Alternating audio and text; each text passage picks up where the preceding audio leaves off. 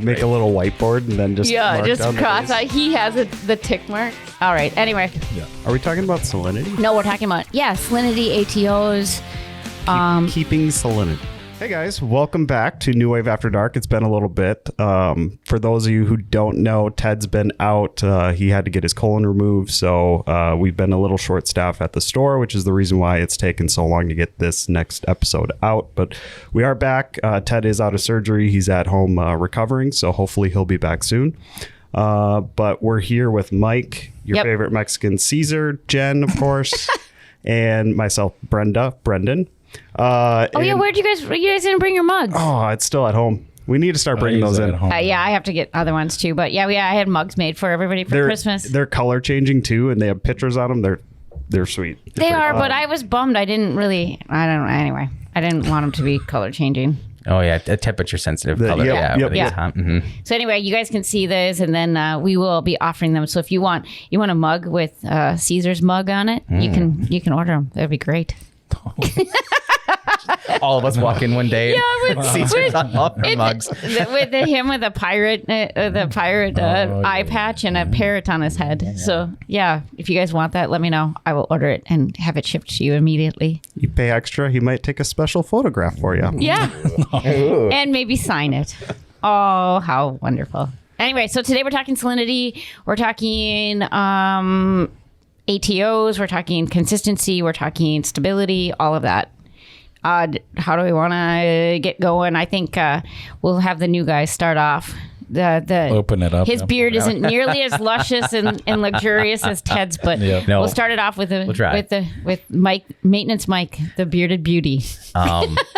The one thing we found a lot is how we're testing for salinity and how many different ways there are and the different variations and how to get a consistent batch so that people can all be on the same page. It's been a thing that New Wave has dealt with on several occasions, and we found a semi-solution to it. But I think that'd be a great place to start is just the different ways to test salinity, and it's always important. I mean, it's a saltwater tank, but I think one thing people don't make the connection with is the reason we keep salinity, stable in its importance is because the things in your tank literally have salt in their bodies. Fish have salt in their blood. So when you acclimate fish, it's important to go slow because you're literally changing the salt content of their blood, which is why they stress out and why they have problems. And by not keeping a consistent state, stability of salt in your system can inherently cause stress. It would with humans, if the oxygen levels in the room was constantly changing, we'd probably have a hard time too and be stressed out about it, Yeah, like elevation stuff when you go up and you feel sick. Or diving, you go up too fast and so it is extremely important, and there's several ways to test it. One way that the old way, obviously the hydrometer, the swing arm, or the taste test. I mean, come on, we've been there. I think we've all been there. We've tasted water and we're like, no, this ain't right. No, it's not right. But that's definitely not an accurate way to do it. But back in the day when I first started, the swing arm was the thing. The problem is you get a little air bubble under there, and then you're like, oh, look I added 1 cup of salt and it's at 30 parts per thousand, and really it's like 2. Yeah, I don't think. So don't use a swing arm. They're good paper I don't even holders. Do they even sell them anymore? They do. I think they're hydrometers is what they're called, right? Hydrometers. Yeah. And you can still get them at Petco. Yeah, but you can put a couple different ones or 3 of the same and they'll all read different. Oh, right. So back in the day when I used to do, when I did maintenance and that's all we had, I actually would bring 3. And then I would just average them out because that's how accurate they really are. So, but another one is the Trop Mare, and they do have that it's technically considered like the same thing, the hydrometer that you can drop in. Yeah. That one is super accurate as long as it's temperature, but that one is really, really accurate. I have a stupid question for that one. Okay. Does the size of the container wouldn't matter, right? Nope. Because for whatever reason, maybe that was just me, I had one read perfect in my tank, and then when I put it in the container, it read higher. They are temperature sensitive. Very. Yep. So and they're calibrated to 77 degrees generally. Well, so I keep the bat warmed up to the same temperature as the tank, but I don't know if I don't know. Interesting. I just know that I mean they're kind of breakable. Obviously they're fragile, but people use them as like their, as a checkpoint. But I think most of the time, most of the time the taste test not so good. No. I mean, but obviously refractometers have come a long way. I remember back in the day, a little bit. Yeah, back in the day, refracts were like this like really expensive, mysterious piece of equipment where you put a drop of water on it and you're like, you look into like space and then it doesn't even make sense. Like, there's numbers on both sides and I don't know what, and they're super easy to use and they're super cheap now. Mm-hmm. So the next question is, which one do you trust more? Because there's digital, there's a refractometer, and I don't think anybody should trust the arm swinging ones, but that's just me. No, those probably shouldn't be used at all, but probably refractometer. I know that's our go-to at the store just because once you calibrate them, they're fairly reliable, easy to use. And the only problem with those, though, is that if you drop them, they're probably done for. And they are, I mean, a lot of them do have a temperature like regulation within them. However, or to come up with a number based on temperature, but I think that is also important. So if you're measuring like salt water at like 55 degrees, you definitely will not get an accurate reading. And then also we found it too with the calibration solution. I mean, we're putting a lot of trust in this little bottle. You leave that bottle, like the cap open. And it evaporates, we have a different problem. So, I mean, but refracts, to me, I like using them. I think I like the fact that I can calibrate it, I can see it, and then I go from there. I do like the digital ones too. I did a video on the Hannah Salinity checker I've done, but I think it's a lot of user error on a lot of those. And I think that just the refract takes that out of it, in my opinion. The refract kind of makes you feel like a scientist when you're using it too. It's kind of fun. Makes you feel professional, I guess. But I remember my first time, I'm like, oh, this is like a big deal. Yeah. All my swing arms are now just going to collect little like paper, like being my paper holders. I have this box of magic. Right. But they're like $40 now. Back in the day, they were like $100, and it was a luxury piece of equipment. Now it's pretty simple. Yeah. I guess one thing to consider too, using refractometers versus digital. I know like Connor, one of our maintenance guys, is colorblind, so he has difficulty seeing the actual blue line versus the white on the refractometers. So take that into account. If you might have some sort of color blindness, you might be better off going with a digital option. Yeah. So maybe do what he does. He has two. Yep. So you can make sure. Yep. And sometimes just like, I mean, this industry is filled with its redundancies. I mean, because when you're dealing with anything with salt, and in Minnesota, extreme temperatures, so leaving a digital, pen outside and overnight, it definitely has a problem, or letting your calibration fluid freeze or this and that. It's just taking care of your equipment. But I think you brought up a really good point, Mike, about the importance of salinity, like why it is so important. So it's not like, oh, it's not a big deal. My salinity got dropped to, 20 parts per thousand. I'm just going to increase it to like in 5 minutes. Right. I think that's a really big deal. Like why salinity, what it actually means.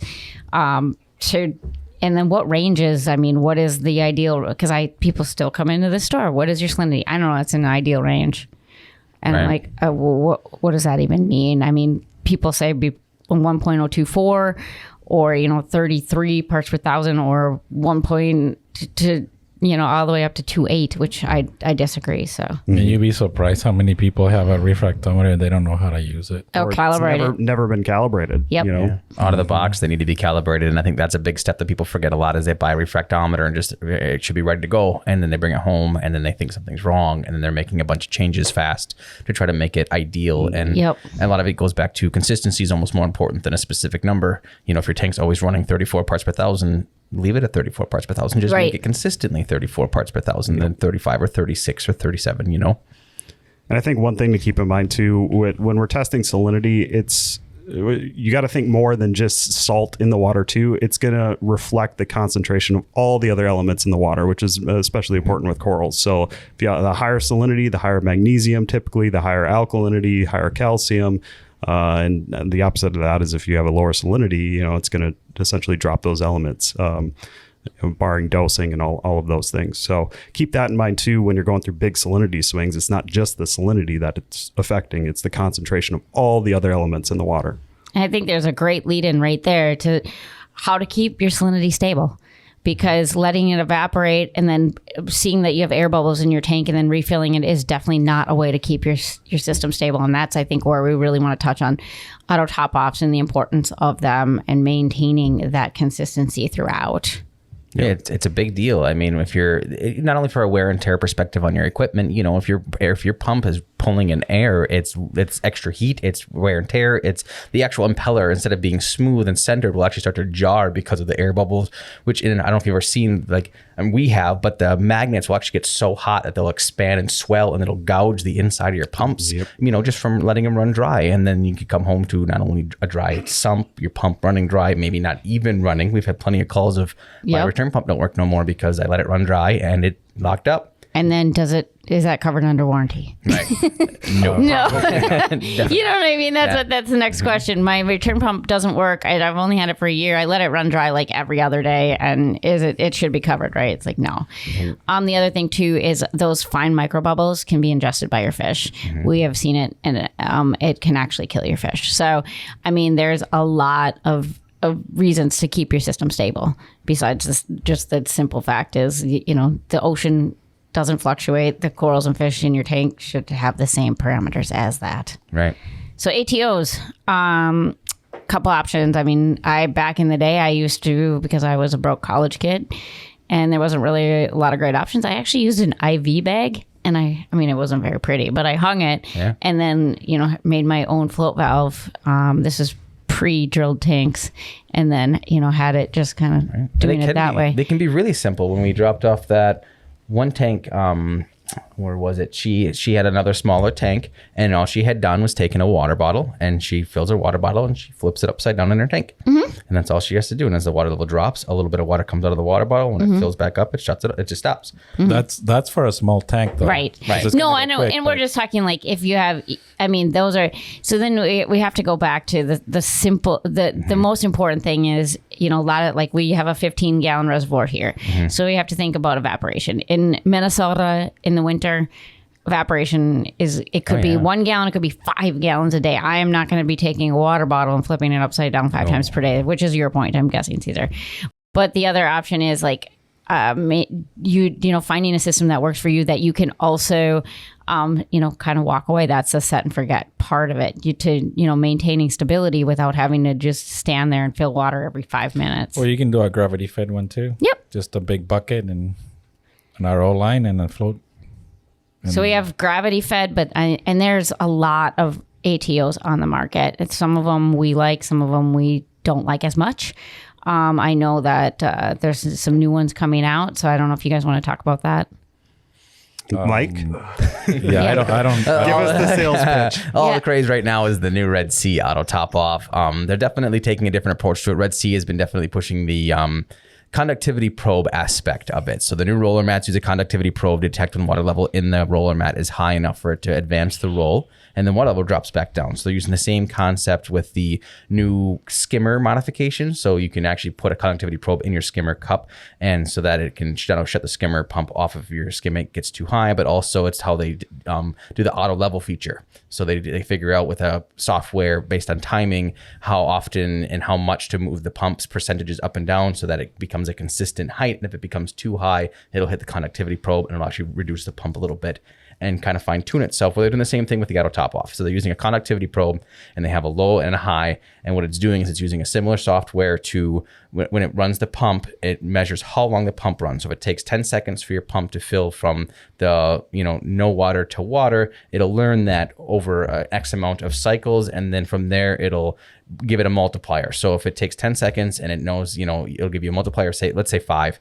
then it'll do up to 50 seconds of runtime. And after that, it'll turn off. So if there's a leak or your tanks seam splits, and it happened to me recently. Oh God. And, you know, your ATO will run and run and run. And so they have a couple cool features that they're building into. So that's a different approach. You know, it's hard for snails to jam a conductivity sensor versus a float or an optical. Algae builds up on it. You know what I mean? You got to keep them clean. Otherwise they're not quite as accurate. You know, we'll see long-term if this is a good solution or not. I mean, it seems to be doing all right in the roller mats, but that doesn't mean in an auto top off it's going to be ideal long-term. So it's still pretty new, but I think it's a pretty cool concept. Yeah, agreed. I think regardless, there's going to be some maintenance involved. I think with anything, saltwater can saltwater. That is so important on all of them. Like I like the tunes, ATO, and I mean the sensors. It's really important because they build up algae, or there's bubbles, or there's this, or there's that. And don't put it right next to where you're dosing your alkalinity solution. Yes. Please don't do that. Or kalkwasser. Yeah. So, I mean, there's always maintenance. Why not? That's a best spot. Yeah. As they get covered in calcification. Yeah, they make pretty crystals. Protects it. What's wrong with you, Mike? Yeah. I've scrubbed enough of them to know. Yes. Yeah. So it's like that. Those are options. They have, the float valve options. I like the ones that have redundancy. Obviously, I call them the second. The float like in the tunes is like I call it my oh shit. Second, like you get your oh shit alarm. Does it shut anything off? No, that particular brand, it doesn't. Just as a plug and play, but it will let you know that something is definitely wrong. And something with a high-low sensor, like 2 different sensors in it is always nice. Another feature that the Red Sea is bringing into play too is now that it's all controlled through the app and stuff through their ecosystem, they've made it so that if it were a timeout, you can set it to say turn their return pump off, which will be part of their app as well.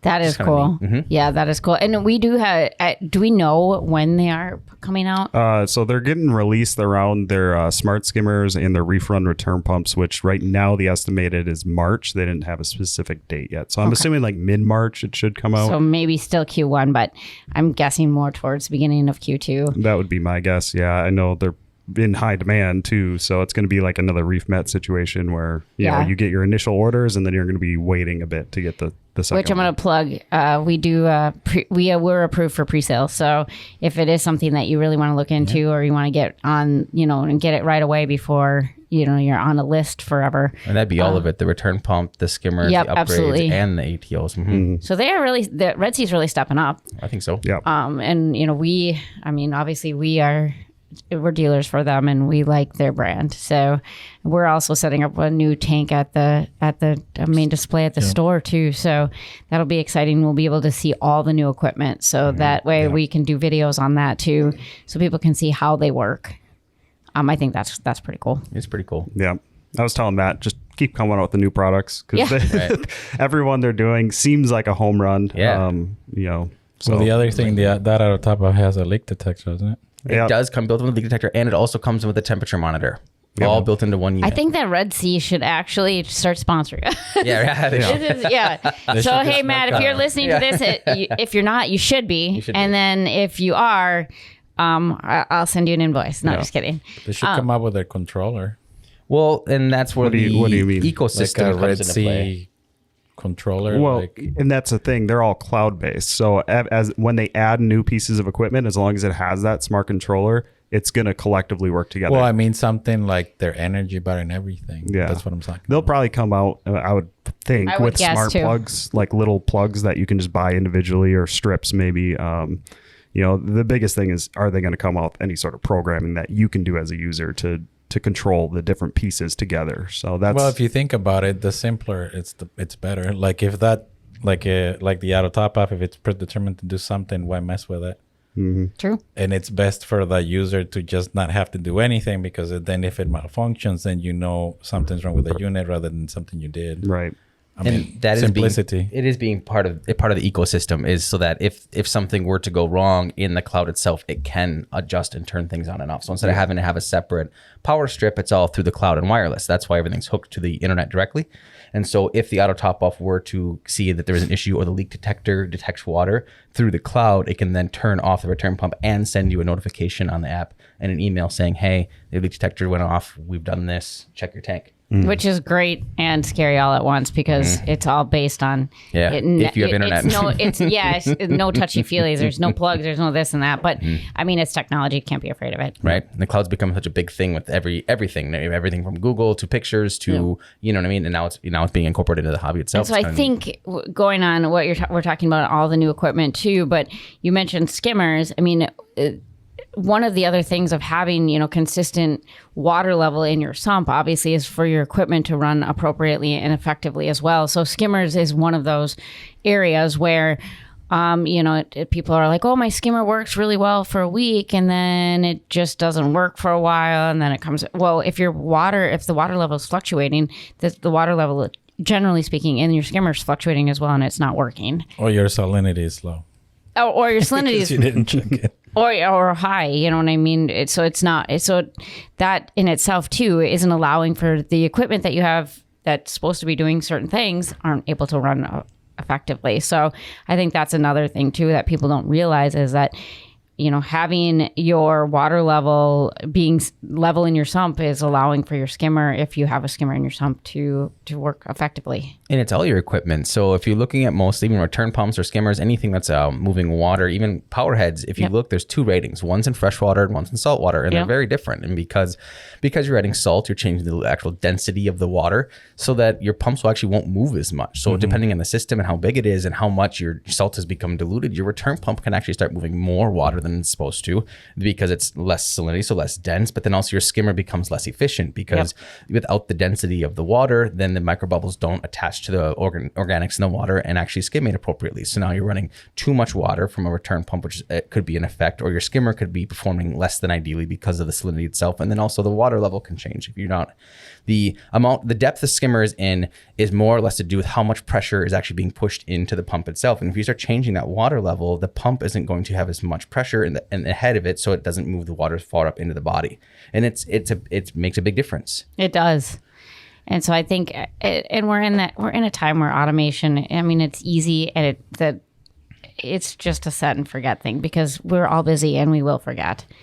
And I mean, it's even having a 15-gallon reservoir to fill, sometimes we still even forget. So, I mean, imagine if we left that empty plus, having a lot of these open tops. I mean, you can't, generally speaking, for reef tanks, you can't put glass canopies and keep everything enclosed. Not only is it for light, but obviously for pH and other things heat as well, keeping that all in. So, I mean, ATOs they're like an essential next to lighting skimmers, in my opinion, for any aquarium. Well, the next thing we should talk about is how much of a chore should an ATO be? I mean, hooking them directly to an RO unit versus how big of a container that you have. I mean, there's pros and cons and risks to every situation. We have a 15-gallon container here. If something were to malfunction, thankfully the tank's big enough where 15-gallon isn't going to nuke the tank, but in a system that's smaller, 15 gallons could absolutely nuke a tank, But that's a problem that it just depends on who you are as a person, because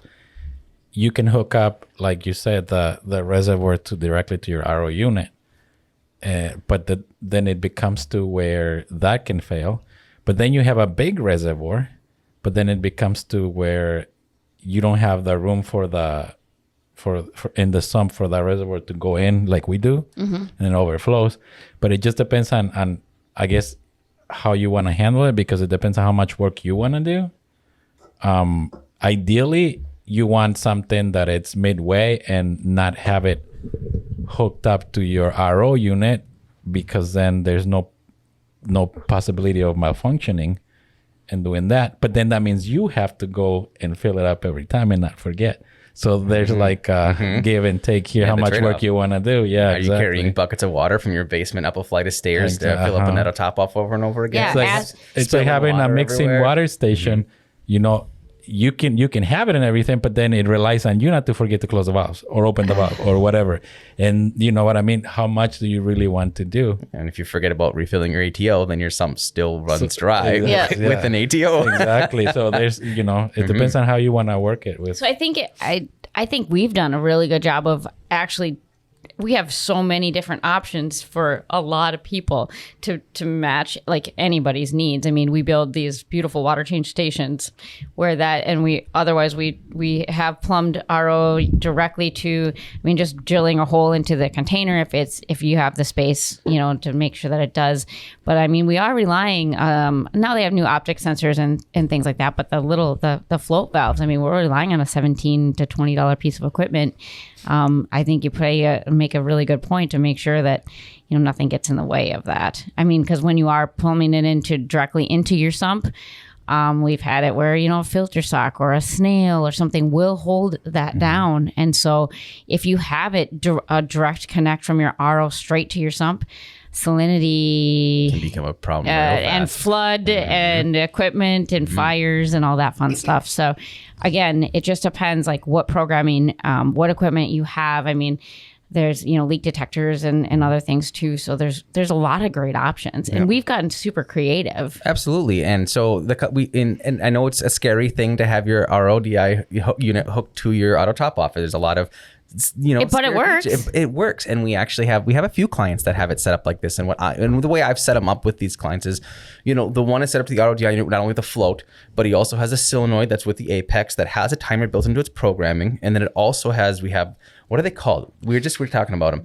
I can't remember, but it's a physical valve that would, as soon as it touches water, it's got the same coating as like a Tide Pod does, or like a dishwasher pod. So when it gets wet, it dissolves the outside, and it's like a piece of cotton that like quadruples in length, and it physically flips a physical switch. And so now we're not only running a solenoid with a timer built on it, but a float valve with it, and then we have these physical switches. And what I've been doing is, if our container top is here, I put the switch here. Yep. And then our float is just below it. So then not only we have a float, but then we also have the timer, but then we also have the physical switch. And the one we did recently, we took the tunes, I think it's a 3555, which is the automatic refill. So they have their setup where they have the two floats, and then from there it goes into the physical switch, and then from there it loops back to the actual valve. So if both switches fail and auto top off, the float's there. If the float also fails, then the physical switch can physically shut it off, and the water should never be more than an inch from the top of it. And the other example we have is big system. It's like 600 plus gallons. It has a dream box on it, but they have like a 40-gallon auto top off container. So the way I have it set up is with the 3555, but then it also has the liquid level sensor from Neptune on it. So then the way it's set up through the programming is if the unit not only knows how long it takes to refill, but if for some reason the liquid level sensor detects the water's too high in the container, it physically shuts the outlet off to the 3555. So then the solenoid has to close. So there's a couple of redundant things. And then you can see on the graph of the liquid level sensor, you can see every day how much water actually it uses. So you can see that it drops, and then it fills back up. And so I've got the window narrowed down to a specific amount of time, because we know the unit puts out X amount of gallons a day per se. There's a little bit of a leeway. But if the unit, say, runs for some reason for like 2 hours, it shuts off. It'll disconnect the power to the outlet, shutting the solenoid off to the unit itself. And then, of course, there is another float valve as a triple bit of redundancy, just because we don't want the spills. So we've got several big tanks, high-end clients that have them hooked to their RODI units, and we haven't had any problems. Yeah, exactly. But you made a really good point. I was thinking, with all that technology, you could take those graphs technically and then make Kalkwasser for certain tanks, couldn't you? Because if you're using it as an auto top off, and you're using that also as your Kalkwasser reservoir, because wouldn't that help you maintain the consistency of amount, because you would know over time? It's just it's a sidetrack. It's good information. Yeah. There's been a big push to get away from putting Kalkwasser and auto top off. No, I agree. But what you could do is it's good information, and that's going to seasons. In Minnesota, when our furnaces run differently when it's 35 degrees outside than when the high was -2 and the low was -16 2 weeks ago. Our furnaces are running so much more, and that's so much more heat in the house, so much more evaporation. One thing a lot of people don't know is there's actually, because of the high efficiency of a furnace, they, in the 90s, some of them are like 96% plus, and there's a condenser, and then the way it heats, pulls moisture, it creates a lot of water. And by a lot of water, I mean gallons of water. Your furnace pulls 5 to 6 gallons of water out of your house every day just from running. And a lot of people don't know that. So that's actually why in the winter your houses tend to be more dry, and you want to use humidifiers. They have built-in systems to go into the ductwork.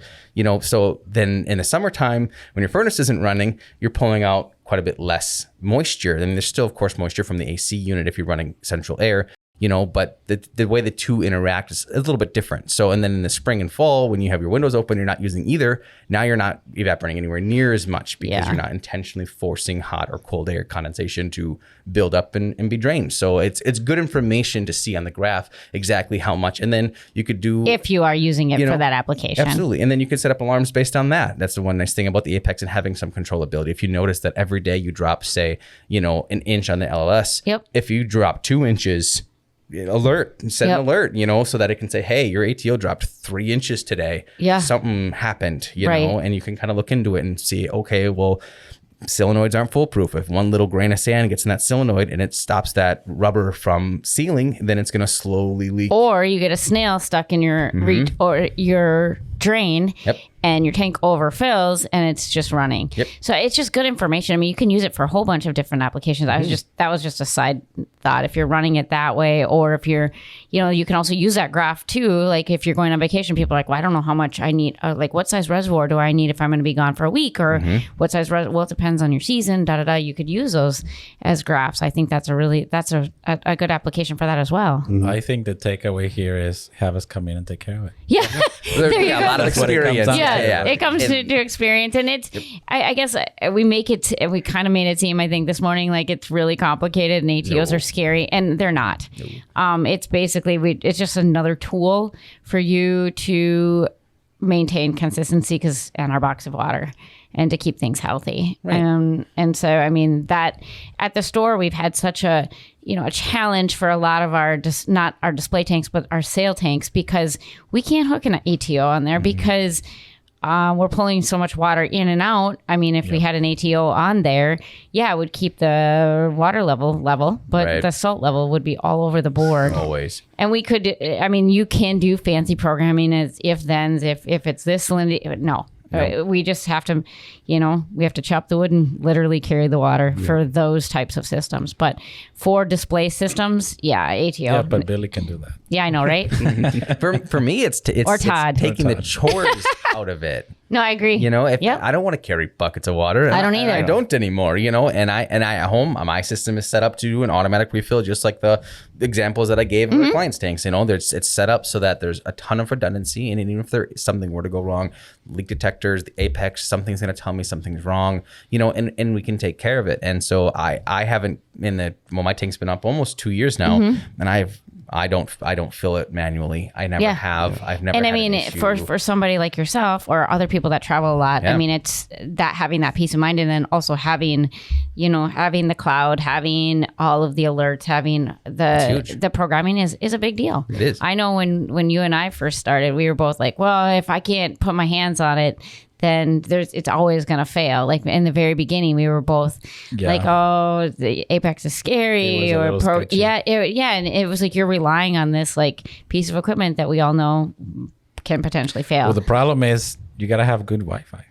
Yeah. And that's part of it. Absolutely. And just attention. You know what I mean? Oh, yeah. Knowing a routine and what's going on. And as you learn your tank, you learn what is and isn't right. And if something seems wrong, check it. If there's a weird noise, look into it. There's been more than enough times where in the middle of the night, I've woken up to just some goofy noise, and then you go like, okay, well, let's check the tank out, and it was something silly, like the ATO didn't fill back up, or so someone had turned and it could have been the kid. She went downstairs, and we have a separate sink, and she might have turned the water off to the sink, which means there's no water to my RO, which means there's no water going to my auto top-off container. And you can hear that pump at the bottom of that container hitting the glass. See, the lucky thing about you guys is like you have your tank for somebody to like when there's a crazy noise. I have 150 or 200 tanks that if they have weird noises in the middle of the night, who gets a damn phone call? This girl. Yep. And who never sleeps? This girl. Right. So who answers the damn phone at 12, 11? I never sleep either. Just for different reasons. Yeah, you have all the you have kiddos. But yeah, so I mean, you get this. I have a noise, and there's nothing more frustrating than I mean, if I have access to being able to see all of the and all the data. Great. But if I don't, I have nothing. But even then, that's why every time we go to a client's house, I try to encourage that client to get involved in it. Yes. Yeah. Like I know you're having us taking care of it, but there's things that definitely you could help with that you don't need us to come in, that you don't need to call at 3 a.m. because your pump is sounding weird and it's just low on water or something like that. Like it's just like your car and gas. Exactly. Like, all of a sudden my car's it's and now it's not working. Well, there's a light on there that says E, right. You idiot. And I actually been thinking about that a lot, is comparing a tank to your car. Like, if your car needs tires every few years, your tank's going to need tires, you know, or your Yep. car needs an oil change every 3,000 miles. And for me, that's every 3 weeks, you know. So if your tank needs an oil change regularly. If you don't do the regular maintenance, it's not going You to have last, to you wait know? until it starts making weird noises. Yes. And if your car makes a weird noise, you Turn up the radio. Yeah. That's what. I Then mean, when come on. it breaks down, then you know you Yeah. need. Yes. It's a real problem. When it's smoking, I mean, then if it, apparently it's not supposed to. No, I don't know. no. Oh, sad day. Now, even if you don't have an Apex, or a smart system like that, there's still ways to have redundancy. I know not everyone has Apex, Right. $1,000 units on their tank. I started off as a budget reefer, and so that's kind of where my heart and soul is. You can Do you have a soul? Yeah, little one. You can I was do. wondering the same thing. You can do little things like, let's say you're using a 5-gallon Aqueon tank as your ATO reservoir. Mark off the actual like gallon ticks on it. Just keep an eye on it. Track, okay, I go through roughly 3 gallons in 4 days. And then just set up on your phone an automatic notification to repeat every 4 days to say, check ATO. That's a great idea. So there's little things you can do to add redundancy without having to invest in like these That'll depend on solenoids the or smart season. systems. And but it ties into that understanding your system and Absolutely. just being in tune with it. So Yep. That requires for you to be involved a little bit. Yes. And that's what I think he's saying. Like we all, you know, it's just another budget way of doing it without having to, you know, and have a lot of extra equipment. That's a great idea. I mean, I can even put it on like my calendar as like, okay, ATO fill, or, you know, I mean, you do it for water changes, you know, it's like, oh, I have to do a water change every Sunday. Well, maybe you do it this and whatever. yeah, and there's apps out there. I've found a great app. Obviously, the Fusion Apex app has a lot of features like that, but there's another one that you can buy for like $5 that you can set up automatic notifications on there for maintenance tasks such as changing filter socks. So you can say every 3 days I need to change my filter socks, every 4 days check ATO, every 7 days do a water change, or anything you really want. So we had a client, his big thing was smart plugs, actually. And you'd be surprised at what you can do with just a smart plug. You know, you could set things up like auto refills for an ATO on a smart plug, or Just because they have timers. yeah, they do, and you can Yep. you can set limits on schedule them. 'em and- Mhm. yep. So there's apps based around just smart plugs. You'd be surprised at how much you can get done and how much less maintenance, chore you can do when you're taking with something as simple as you can get a 4-pack of smart plugs on Amazon for $15 shipped. Perfect. You can do a lot. You can do with it. I run mine for my water change stations in my basement, and Okay. the way it's set up is on smart plugs. I have one controlling a heater, one controlling a mixing pump, and one controlling the pump that moves water upstairs. And so I don't do anything. I'm at my tank. I do my water change, and then I push a button on my phone, and then up comes water. you can know? even do a voice command. and Yeah, be like, absolutely. Hey, Oh, turn that's on- Siri integrated. Absolutely. We should do some. We'll do a video on that. That would be interesting because there's a couple clients that I would like to incorporate some of those things because I know. You can have Alexa control your Apex too. Yeah, but I don't even know how to have Siri tell me, like, set a timer. Just saying. You just gotta tell her. I know, but I've talked to my phone that you can see the face is cracked. So she doesn't either. A, she doesn't like me, or B, it's definitely a user error. Just saying. Don't worry, she's always I'm listening. gonna go with B. Yeah, I know. And she's always listening. You probably just like all of a sudden pick up and be like, yeah, it's you, moron. Right? And then she always talks when you don't want her to, Yep. just randomly. Or like you're in a quiet area and all of a sudden your music that you were playing that is definitely not child friendly. And you're just like, stop. Turn it off. I don't know. That was Doug. Yep. That was pretty good. Yeah.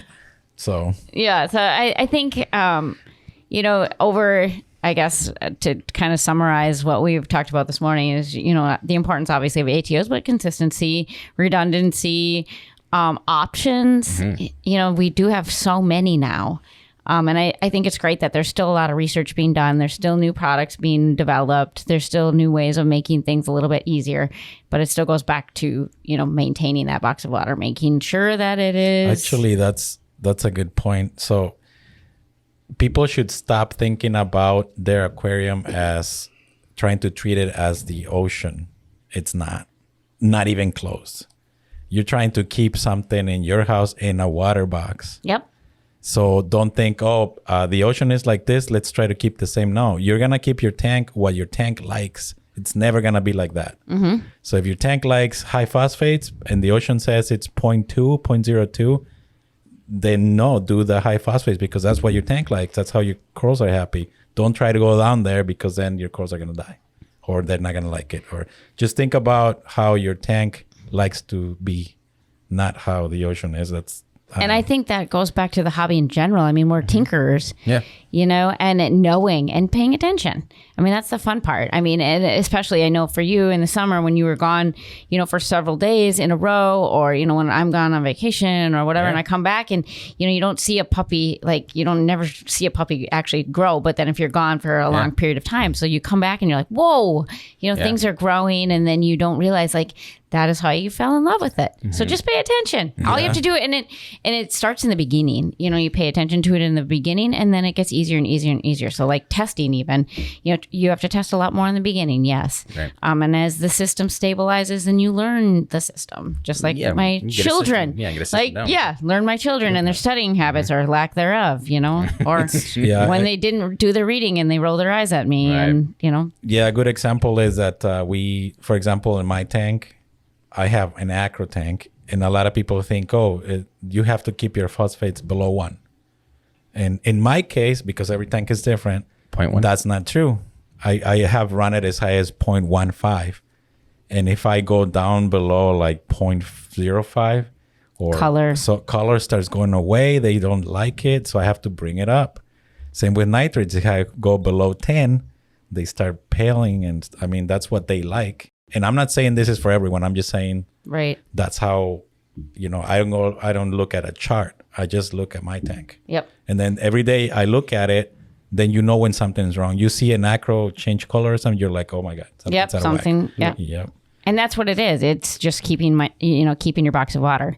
And so, I mean, it doesn't matter. It doesn't matter if you need the same water parameters, ideal water parameters for 1 gallon as you need for millions of gallons.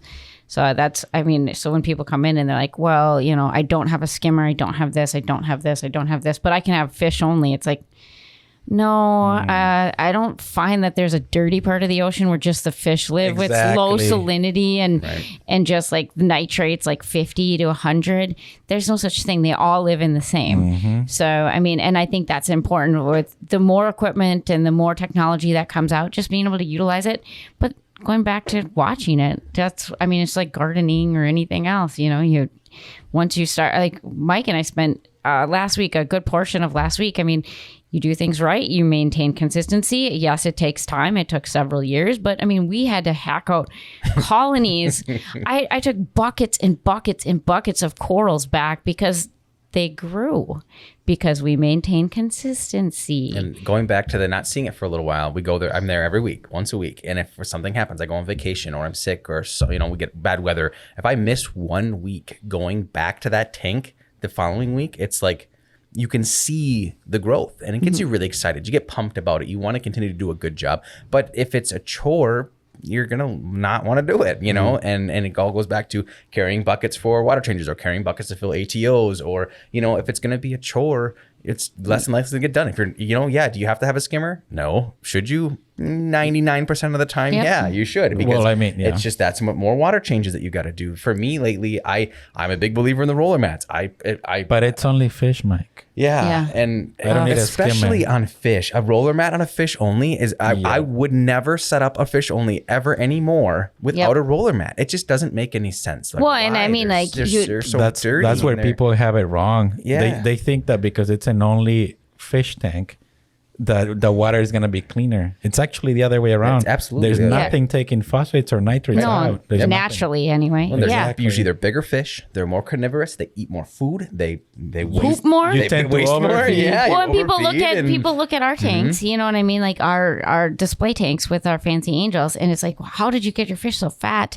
And, what do you keep your water parameters? And like, it doesn't really matter, does it? You know what I mean? Like, why do you have this huge skimmer? Why do you have and it's like, okay, because they clearly come from a different part of the dirty ocean. Right. Yeah, I mean, that's not from a swamp. And this exactly. That's not even a thing. And that's how you maintain color. And that's how my Coral Beauty, I mean, I'm not saying that it was the only thing, but I mean, I had the Coral Beauty for 26 years. I mean, it's water quality.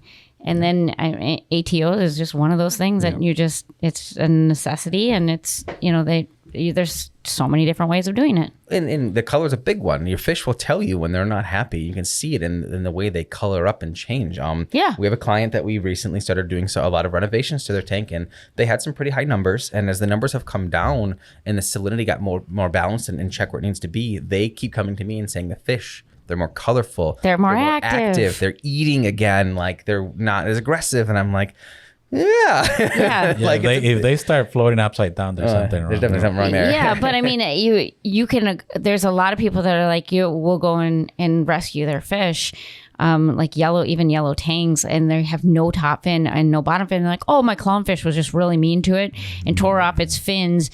But I've never actually seen that happen, but I'm sure it is because that's what happens. No, it's high nitrates. Has nothing to do with the no water changes in a year. Yeah, no water changes in it. Your water's Mountain Dew yellow, and when I put my arm in there, it's itchy now. I mean, your fish are not happy, and it's your fault. You know what I mean? To be honest with you. And then the salinity is, way out of whack, and they're like, well, it's just fish only. It's like, oh, you guys, come on. Well, and it's not like fish only systems are cheap either. No, really I mean, you need the same equipment, maybe less lighting, but you need all the same equipment. And so, I mean, that's, I don't know. And also, do not get confused freshwater with saltwater. Meaning, keeping a saltwater tank is way different than keeping a freshwater tank. And that's where people sometimes get confused. It's like, well, we just put water, rock, and sand in, and then we just throw fish in there, right? No. Well, and that's the difference between like hardcore freshwater people and people with the 55-gallon with some goldfish in it. It's true. If you get into like some of the, we have a client who's got not only several saltwater, but he has a ton of freshwater, and he's very diligent about doing his water changes. And the roller mat actually came from the freshwater world. And that's why they started with floats, is because the freshwater community wanted to do a better job at keeping the water clean, more pure, less hazy, you know what I mean? Things like that. And so it started with freshwater with the roller mats, and then it's evolved into the saltwater aspect of it. And you should be doing water changes on your freshwater stuff regularly. Your fish will appreciate it. One of the big ones with fish growth is the hormone they release. They release a hormone in the water, and if you don't get the hormone out, they stop growing. They learn that the density of hormone becomes to a point where they can't grow. They're out of space. There's too much. So by doing your regular water changes, like if you want to see fish grow fast, do water changes. It makes a big difference. That's why discus fish, for example, in order to make them reproduce or lay eggs, breed, whatever, you have to do, well, not only that, but to keep them healthy, you have to do water changes every third day. Some people do it daily. And I mean, that's a freshwater fish. But then you go back to where they come from and the water parameters that are needed. And it doesn't matter if it's freshwater, saltwater, brackish, you have to maintain that consistency. I mean, they need, a different pH than a different type of cichlid, or they need different. So, I mean, it just goes back to, I mean, we can science this topic to death. I think it's really important to understand the blood levels and the salt levels within fish's blood and where they come from and all the, I think that's really important. If that doesn't interest you, the simple fact of just looking at it as a whole, I mean, you have specific needs, I have specific needs. They're different. Knowing them and then allowing or bringing in equipment or doing things that equal that ideal, you will get ideal results. A good one I saw was there's a news channel down in Florida that was sorry, and they he's okay. they haven't even talked to Joe yet. I know. I'm so sorry. And there was a weather advisory, and they said wear layers and bundle up because today is high as 53 degrees. And I was like 53. Yeah, we're in bikinis. I mean, absolutely. Mike is in bikinis. Shorts. Yeah. Yep, pretty much. And Speedo. 53 degrees. It's real cold, and I'm like, oh my gosh! Like the high was -2 the other day. And they're like, and then layers with wind chill, it was like -40. Yeah, absolutely. And I mean, at 53 degrees, we'd be out like barbecuing. Absolutely. Yeah, so it is that. So I mean, everyone's different. It's where you're getting the fish all matters, and yeah, it's an environmental change, Yep, and it's just paying attention. So I think the moral of the story is pay attention and pay attention. And even with our clients, and Caesar's point is being a part of it is huge. If I can say, hey, feed a little more, hey, feed a little less, and you take that to heart and you actually do it, it helps me make your tank more successful. If you and it's one of them. I want once a month maintenance, and I want to ignore it for the rest of the month, and it's like that's not That's not how this works. Like, this isn't it. Imagine your auto feeder for your dogs or cats. I'll let you use the bathroom once a month and then figure it out. Yeah. Or your auto feeder. Let's see how you do. If you put a whole thing of food in an auto feeder for your cat or dog, it will run out. You have to like eventually fill it and back I talk to up, people too. Like, I tell them I use the old, I've used this. I feel like my dad's saying the same old story, but I'm like, you put a steak right on the table today, it's delightful. Yeah. Tomorrow, not healthy. The next day, you're in the hospital. Yeah. So don't like dump a week's worth of food, or you know what I mean. Just let the tank go. Whatever. It's a trickle effect, and it can be easily avoided. It's like today I get to go handle a bubble algae problem. Well, could it have been avoided in the very beginning by just looking at what the problem was? I mean, because that's just a symptom of something. Absolutely. Could I have avoided this? Yes. Now I have to get in there, elbow grease it, manually remove, do all the things that I need to do because I didn't pay attention to it in the very beginning. An ounce of prevention is worth pounds of cure. Yep. Absolutely. And then it goes all the way back to water quality and ATOs. All Yep. it takes is an ounce of prevention, and you're not going to have pounds of cure. Your fish aren't going to be stressed out from bubbles. They're not going to be stressed out from salinity changes. Your equipment's going to last longer. It's going to be less maintenance, all for an auto top off. And guess what? It'll save you money. It'll absolutely save you money. You lose one fish in this hobby and you've pretty much paid. I mean, I guess there's exceptions to the rule, but I mean, if you lose most one fish or one coral. That's a funny thing. Like they'll be like, well, that auto top off is like $250. You just bought 2 fish at 80 each. Yeah. Yeah. Or, you've seen, I really want that hammer coral, but I don't have a skimmer. And then it's like, okay, well. You buy 5 of those or 3 of those or whatever it is. Yeah, great example. If you couldn't tell, I do have an automotive and like HVAC kind of background. Couldn't tell. We have a lady that would come in at a previous job and she'd always get her oil changed. And then every time she was in, I was like, hey, at some point you have to replace your transmission fluid. And she's like, well, next time. And it was an ongoing thing. And it got to the point where one day I said, why don't we just skip the oil change and do the transmission flush? Get some new fluid in there. The car's kind of high mileage. It's due. And she's like, well, I can't go without the oil change. I was like, well, yeah, but what good does the oil change do if your transmission goes out? Yeah. You know what I mean? And so, it's knowing where and when to spend your money is huge. You want to be successful. You buy that $100 torch, or you buy that $100 frag of SPS, or you buy that one fish. And it's like, well, if it dies, well, you could have bought the thing to prevent the it. boring. I call the boring the thing. boring, Not all of us are gear junkies. I'm a gear junkie. I've got... I mean, there must be 40 things plugged into my tank. No, but I mean, I was when people come in and they buy RO filters and they buy, all the replacements, the consumables, and that is the boring stuff, but it's necessary. Yep.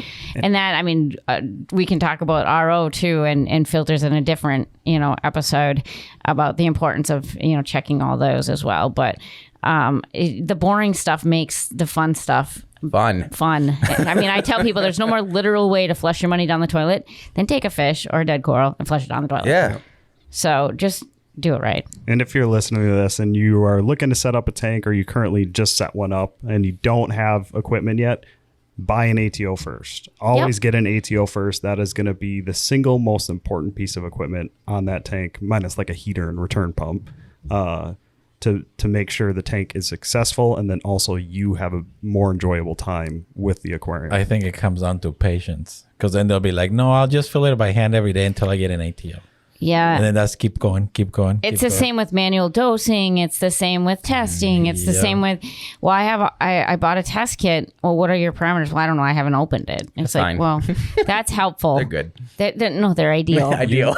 You're just supposed to set it on top of the tank. It'll do it for you. Oh, yeah. It's osmosis. Duh. That's how you do it. In the back of my head, this whole time I keep thinking about there's 2 different views here. The one view is you have your old school reefers who are going to hate every last minute of what we've talked about today because they are, if it's not me doing it, I'm not in tune with my tank. They will not rely on anything automated. They don't trust technology. And if it's not controller. Yeah. And there's nothing wrong with that. Absolutely. If you can dedicate that kind of time and effort into your tank, absolutely. Being in tune with your tank is huge. It's very essential. Knowing when something is wrong is huge and essential. But there's a point too where, again, we're making it work. If every day you had to go out to your car and you had to rotate your tires every day. You know what I mean? You're going to drive your car less. You know what I mean? And if you can have something set up where, okay, well, once a week I bring it in and they rotate them, then you know what I mean? It's done and you're successful, but it's not a chore. You're going to enjoy your car a little more, you know? As simple as setting up the Apex Junior, for example. It tells you what temperature, pH, salinity, or something. No pH. The Junior only does temperature.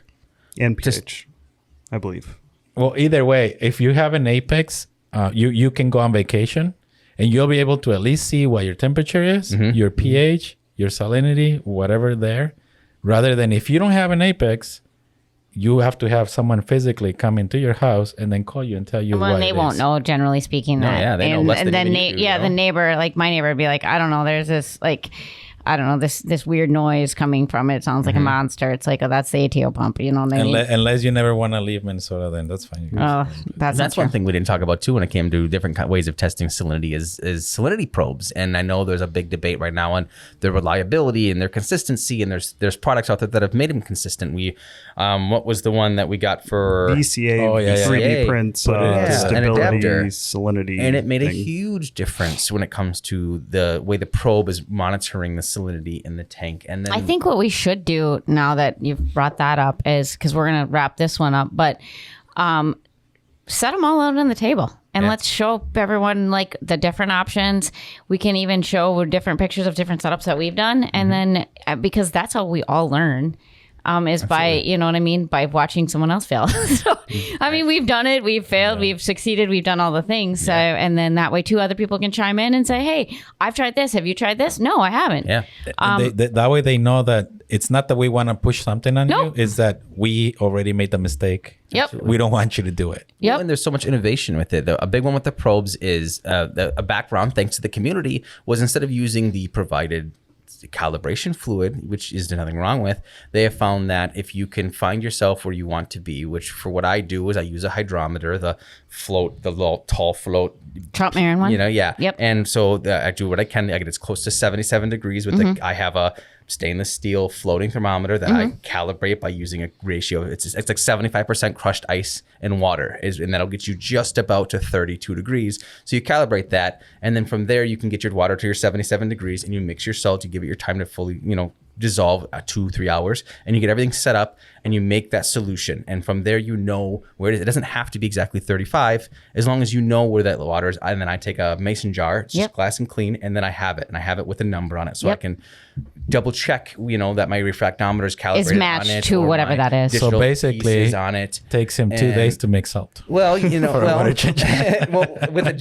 no, thankfully it's not. But then I have a jar of and it's sealed, so I don't have to worry about evaporation, and it takes some of the variables out of it. But using the probe to then. So once you have that solution, you can calibrate your probe based on the tank's water. Yep. And that has been huge. It's been huge for me. It's been huge in the forums. People talk about it all the time. Instead of using calibration fluid, if you know your tank is 35, calibrate your probe to your tank, your tridents. Instead of using calibration fluid, calibrate your trident to your tank's water. You know what I mean?